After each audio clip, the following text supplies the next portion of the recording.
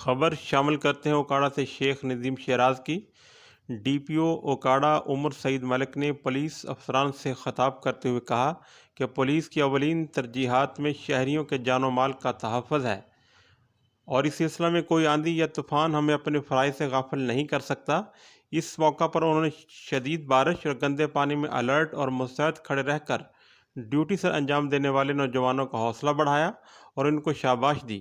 واضح رہے کہ ڈی پی او عمر سعید ملک نے یوم عاشوراء کے مرکزی جلوس کی سیکورٹی چیک کرتے وقت پولیس افسران سے خطاب کیا تھا۔